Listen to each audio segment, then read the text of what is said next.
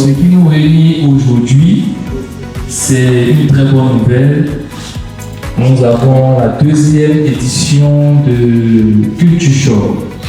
Je pense qu'il y a certains journalistes qui ne sont pas très étonnés de ce nom, parce qu'on a eu organisé une première édition ici au musée avec, je pense, l'artiste Choula qui aura l'occasion de se présenter, David et Chris, qui relatait un peu une histoire sur la fête futuriste. Et c'est dans cette même élan, parce qu'il faudrait que l'année passée, ça avait très bien marché avec, je pense, si je me rappelle bien, avec plus de 11 000 à 12 000 visiteurs qui ont pu bénéficier de cette exposition. Donc, vu cette, je vais dire, ce bilan positif, le penseur, c'est-à-dire le créateur de cette idée de Culture Shock a décidé de faire une deuxième édition et je pense que c'est quelque chose qui se fera chaque année. Alors, nous sommes aujourd'hui le 7 et nous sommes à la conférence de la deuxième édition de Culture Shock.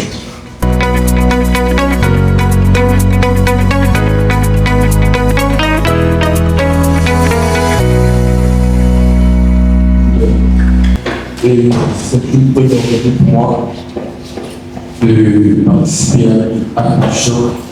C'est un honneur aussi pour moi de participer à cette émission.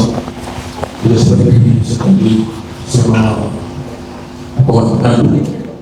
Bonjour à tous, je suis Daoud Laïfa, je suis IA artiste. Alors IA artiste c'est quoi? Simplement j'utilise des technologies telles que l'intelligence artificielle pour créer des œuvres. Et aujourd'hui c'est un réel honneur et c'est une première pour moi d'exposer au sein d'un musée toutes ces œuvres générées par l'intelligence artificielle. Bonjour, je m'appelle Salvador Tornier. Je suis un artiste multimédia et je viens du Maroc. Je suis basé au Maroc, mais je suis camerounais d'origine. Et voilà, c'est un honneur d'être parmi nous au début. On va participer à la Culture Shock grâce à Choula et Cheikh qui m'ont invité et je sais qu'on va faire de belles choses ensemble. Salut, moi c'est Lucas, je suis artiste visuel et c'est ma première exposition. Et tout cela je le dois à Choula et Cheikh qui est auprès de moi. Donc je veux remercier Culture Shock de pouvoir inviter des artistes qui ne sont pas connus, des talentueux qui sont dans divers domaines, dans divers stratégies et leur offrir une opportunité de pouvoir s'exprimer à travers l'art. Donc je vous remercie tous.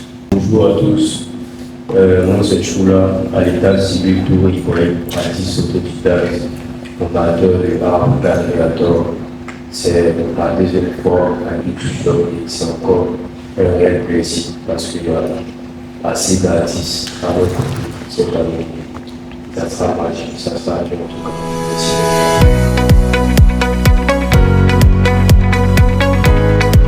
Bonjour à tous, je suis Cast, Cheikh Ahmed Tungara, le concepteur du projet Culture Shock. La création, c'est la création de la fusée intellectuelle africaine, la fusée créative. Et le projet Culture Shock fait partie de la création de l'organisation Le Grand 21, qui a été créée aussi pour être la plus grande organisation du monde que l'histoire de l'humanité ait connue, mais qui naît pour la première fois en Afrique. Et Grand 21 parce que c'est le plus grand projet du 21e siècle. Et c'est tout.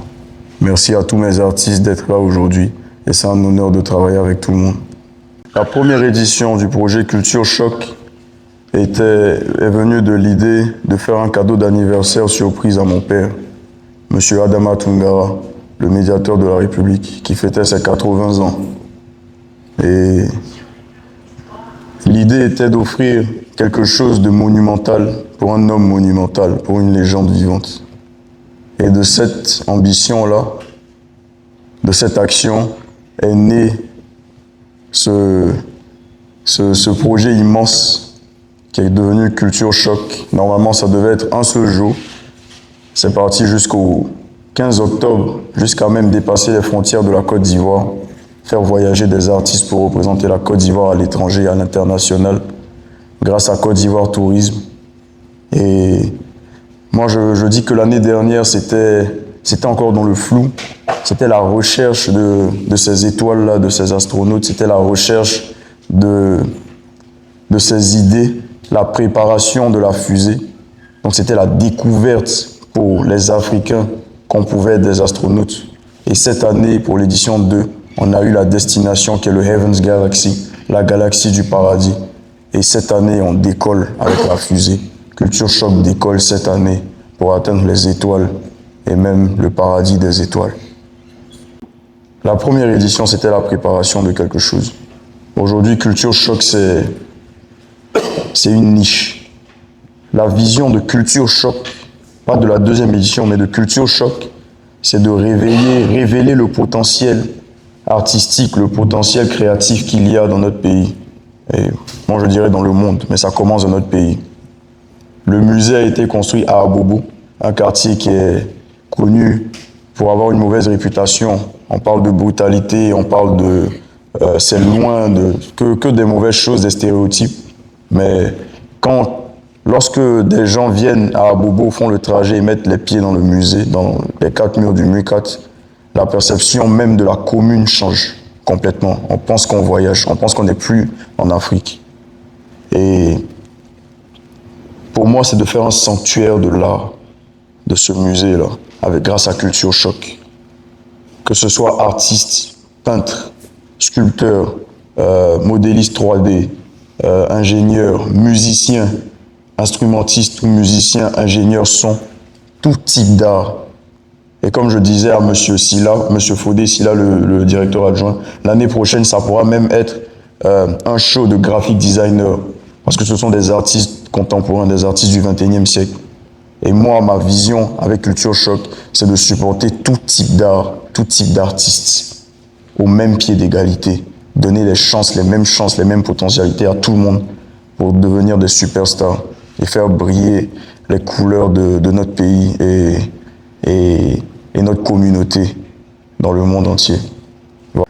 L'année dernière, Culture Choc, c'était le passé, le présent et le futur, avec les 3 artistes, Chris D, Shula et David. Et je passe le merci à Chris D et David qui sont plus dans l'aventure, mais merci pour la première édition. Donc c'était une histoire à raconter qui partait de l'Afrique ancestrale jusqu'à la projection de l'Afrique dans les 200 prochaines années. On est toujours dans cette optique-là. On est dans le dynamisme de la digitalisation du monde et on doit s'adapter. L'Afrique doit s'adapter à ça. C'est quelque chose que le reste du monde ils ne s'attendent pas à ça, que les Africains maîtrisent ces technologies-là et gardent leur culture.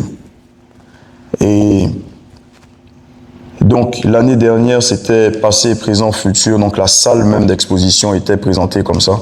Cette année, c'est plutôt... On a plus étudié l'afrofuturisme et on a décidé de scinder la salle du musée en afro et futurisme. Donc, quand les gens vont entrer dans le musée, ce qu'ils vont voir en premier, c'est la partie afro-spirituelle, les racines africaines, la culture. Et après un certain moment, ils arrivent dans les étoiles, dans l'astronomie, avec des planètes, des astronautes et tout ce qu'on n'a pas l'habitude de voir chez nous. La découverte, le voyage spatial. Ok, mais quelles sont les activités? À quoi devons nous attendre à la Culture Choc? D'accord. L'exposition commence demain, le 8 juin 2024. Et c'est le vernissage, le grand vernissage, avec 2 ouvertures. Une ouverture le matin pour les officiels et une autre l'après-midi qui est urbaine pour les jeunes, où il y aura les artistes musicaux qui sont la nouvelle touche, parce qu'on est en collaboration avec Tamsir cette année, le beatmaker et entrepreneur culturel. Et l'exposition finit le 30 août 2024. Donc on est sur du 2 mois et demi environ. Voilà. Et pendant cette période d'exposition-là, la salle d'exposition sera ouverte et gratuite pour tout le monde, tout public. Mais cette salle dans laquelle nous sommes de conférence sera exploitée, comme les autres salles, pour des conférences avec des entrepreneurs qui sont dans tous ces domaines-là, le digital, la peinture, l'art, tout. Voilà. Donc c'est un festival de l'art. Et il y aura aussi des activités en dehors des murs du musée, mais qui représentent Culture Choc. Bon, je vous laisse la surprise pour le reste.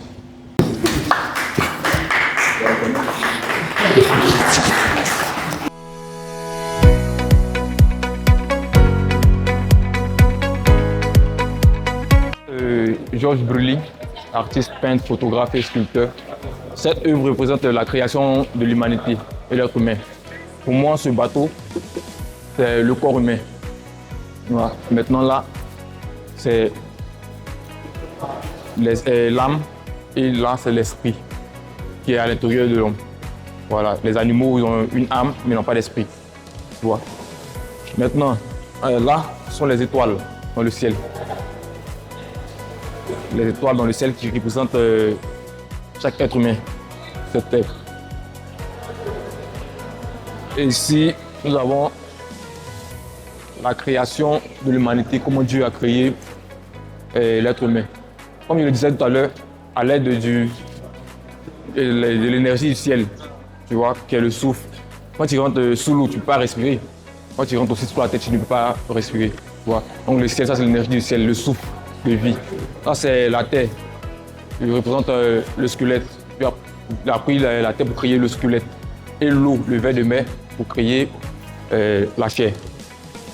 Vous comprenez? Maintenant, ici, là, ce sont les couleurs, les races. Avec le temps, tu vois, l'homme a commencé à voir là. Là, ça représente la race rouge. Ce sont les Indiens, la race blanche, les Européens. Maintenant, la race jaune, les Asiatiques, les Chinois, tout ça. Et la race noire africaine. Voilà. Maintenant, ici, ce sont les corps, les 4 corps. Tu vois? Comme je le disais, les 4 races. Voilà. Maintenant, là, je fais un autoportrait de moi-même pour expliquer l'esprit que Dieu m'a donné, l'étoile que Dieu m'a donnée, de peindre toutes choses dans différents styles, que ce soit la photographie, que ce soit partout, en différents styles. Donc là, je peins les visages renversés, c'est ma manière de voir l'humanité, l'être humain. L'être humain, lui, n'est bon, mais c'est la société qui le change, c'est le masque qu'il porte, en fait. Voilà. Maintenant, là, tu vois différents styles, différentes écritures. Voilà. Je suis un artiste avec plusieurs facettes. Voilà. Bon, très bonne question parce que je suis l'initiateur du mouvement libre expressionnisme. Voilà, la liberté d'expression, je crée tout. Voilà. Parce que j'ai l'impression que j'ai remarqué que beaucoup d'artistes ne sont plus libres. Akiri. Ça, c'est l'astro. Apollo ivoirien. Ça, c'est l'évolution. Le monde évolue. Donc, comme c'est qu'on avait l'habitude d'utiliser un vent, à cause de l'évolution, on n'utilise plus. C'est pour ça que le singe même a décidé de faire photo à cause de l'évolution. Ça, c'est l'Apollo ivoirien, l'astro ivoirien. Bon, au fait, il a dessiné, je me suis rendu compte à la fin, il a dit, mais pourquoi pas un noir sur la Lune? On a toujours l'habitude de voir les blancs sur la Lune. Il dit, bon, il faut un black sur la Lune. Mais il a réfléchi après encore, il a dit, bon, le black et pas moi-même. Et pourquoi pas moi-même? Que j'ai profité pour mettre mon visage avec les kaolais pour prouver, pour montrer nos cultures sur la Lune, d'où je viens. Un exemple comme l'affaire d'Abissa. Fête Abissa, on met toujours les kaolais dans le visage. Donc, c'est ça qui m'a inspiré de mettre kaolais dans mon visage pour prouver là-bas qu'il vient de la Côte d'Ivoire.